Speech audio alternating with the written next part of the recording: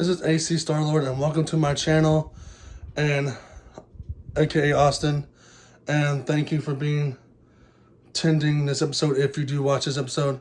This episode's going to be talking about the newest movie from Rob Zombie, a Rob Zombie film called The Munsters, Munsters, with a U, not with an O. So, yeah, and the next movie I'm going to be talking about is Doctor Strange. I probably talked about this so many times. I did a review on it. It's Doctor Strange Multiverse Madness. The reason why I'm going to watch this movie, I'm going to talk about this movie again, because it's also directed by Sam Raimi that also did Spider-Man, but also did The Evil Dead, and he has some horror elements in it, and I want to talk about the horror elements in this. But right now, we're going to be talking about Rob Zombie's movie, The Munsters. Now, The Munsters,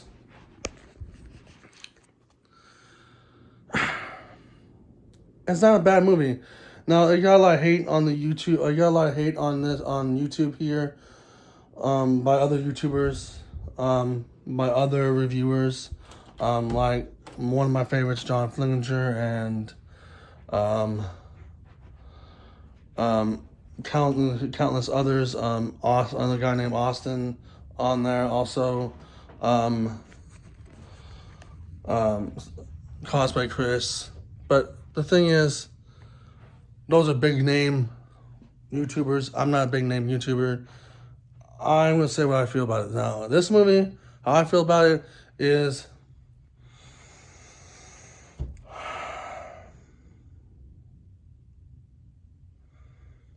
it's dry. I mean, I gotta admit, to some of their opinions, it's dry. Their jokes are sometimes a little dry. But this movie was based off of a TV show, based off of making fun of other monsters, the classic monsters like, we'll get into them, but classic monsters like, back in the day, the black and white feature length creature films. Now, this was made in the TV show was made in the 1960s. This is made in 2022. Rob Zombie apparently loved this franchise, so he tried to add some of that 60s joke flavor into this movie, because you can tell when they're telling jokes or trying to do a certain thing, their background changes with a weird 60s like psychedelic, graphic behind them. So it's kind of a little bit misleading.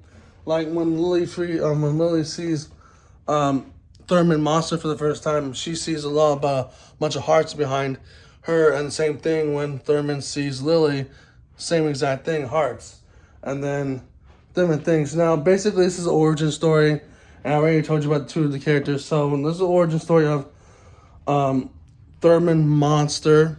So how he gets created and how everything like that. So you start off how he gets created, and then you start off also with the Count Dracula, or the Count, with his wonderful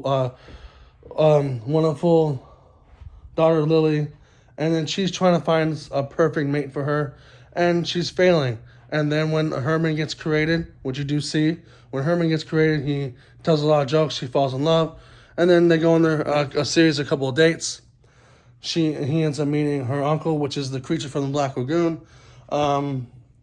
Ironically, her brother is the Wolfman, and he has like this, like not gangster, but like this 1960s like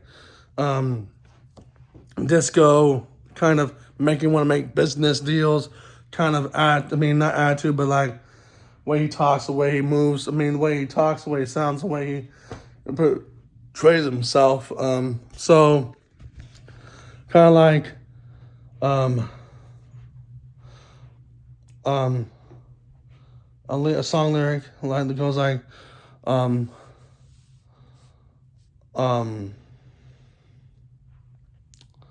I can talk like that. I move like that. I talk like that. Da da da da. From Jungle Book, kind of like that, or or Ludacris, you move, I move kind of thing. He has that kind of attitude. Anyways,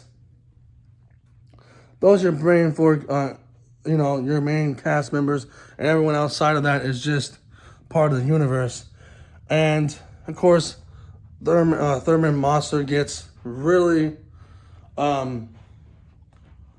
famous for singing songs, telling jokes, and then, after a while, he gets falls in love with Lily, and then fall in love, and he gets pretty much duped by her brother. So, and then they lose the house from a fortune teller, which the fortune teller was from the beginning wanting to get the Count's house, and they end up doing that successfully. And then they go to California, and then that's when they realize they're around a bunch of humans, and they realize that the house that they're in is perfect for them, but they're surrounded by humans because they tend to party, and all of them are dressed in Halloween costumes, and they don't really realize that when they land in LA, it was Halloween, and everyone dresses up like creatures and monsters and stuff like that on Halloween night. But also, what the problem with this is also, it's not much of a problem. It's just like you get from Count Dracula or the Count not liking Thurman to liking Thurman, and towards the end of the movie, he likes him because he sees his way, his point of view. But throughout the rest of the movie, when they're dating, he doesn't like Thurman. And the actors in this, they're not bad. I mean, Sharon Moon, Zombie's not a bad Lily, which is his wife in real life. Daniel Jeff, I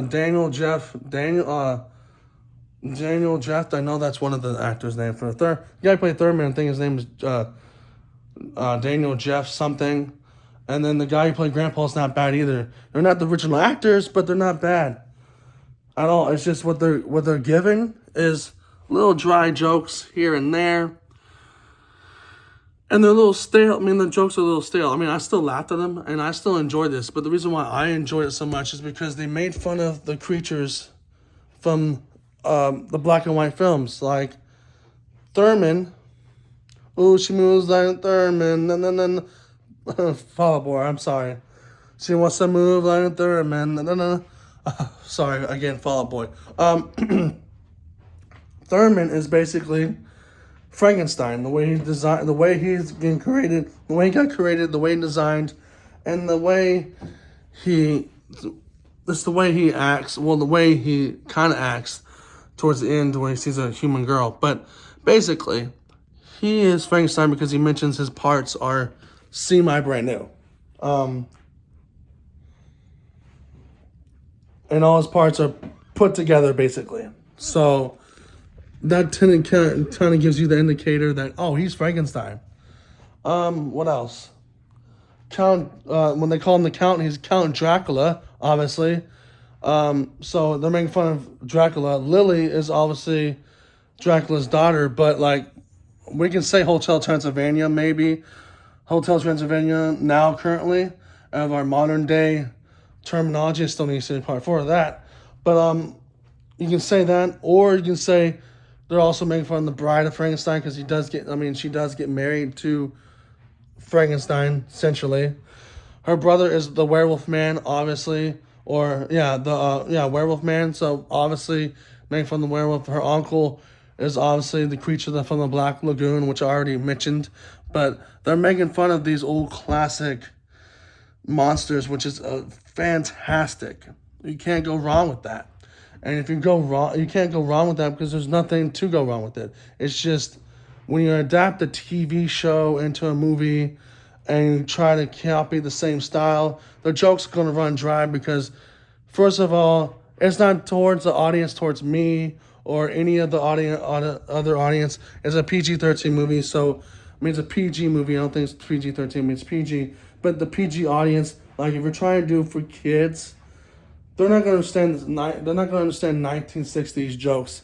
My dad, which is familiar with the franchise, and maybe your parents and grandparents might be familiar with the TV show franchise, might get some of the 1960s jokes, but a person like me that's 30 some years old in 2022 might not get this dryness of all the jokes. Some jokes are funny and some jokes are hit or miss, but I can see Rob Zombie had a really fun time making this and had much more fun time making this than probably Halloween and the three from Hell, probably, because he can be kooky. He can be like the Adam Family. He can be like the Adam Family. Adam's Family being spooky, ooky, and funny all at the same time. And why not? Because I mean, I only seen one movie out of his, and it's one other movie than this one, and it's his Halloween. His interpretation of Michael Myers was pretty interesting, but you'll get that full review of me talking about that when I get down to that, because Slashers will be the last one on this marathon. But I still need to watch part 2 of his Halloween, and his Halloween part 2 is bad. So I think this guy just gets a lot of hate and a lot of misdirection of what his film's supposed to be like. And I think personally that this movie right here is a mix in between. I enjoyed it because of the creatures from the old black and white films, but the humor in it wasn't for me, but was an enjoyable movie, yes. So I'm saying it's good, but also bad if you really want some jokes and laugh at some. Don't laugh at this movie. It's not that funny because the jokes are dry. And some of the, also I want to say some of the line delivery is dry and some of the storyline is dry, but you kind of get it. So for me, I enjoy it for the fact that they're making fun of the other creatures from those old classic movies. But in other words, is it a good movie to rewatch every Halloween? Maybe, maybe not. For me, I might watch it one more time on Halloween, but in other words, I might not watch it all the time. It's just going to be in my collection because I have 2 other movies now from Rob Zombie. I have Halloween and Halloween 2, and, of course, I'm a big Halloween fan, so I have to have those 2 Temptations. But for this Monsters, or She Wants to Moonlight Thurman, it's not that great of a movie. So, I mean, it's good. I mean, it's not that great of a movie, but it's good for the fact of you have children, or maybe it's something you want to put on in the background when you're doing laundry on this October season, and you just have in the background.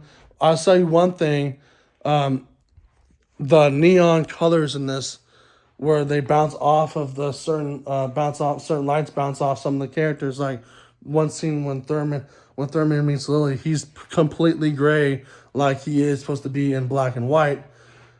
And then other scenes he's like straight up bright green because of his skin, but also the lights shine on him. Same thing with Lily. Lily's pale skin, but when she drops into a room and there's pink and there's pink lights, blue, there's pink, blue, green, she shines up everywhere.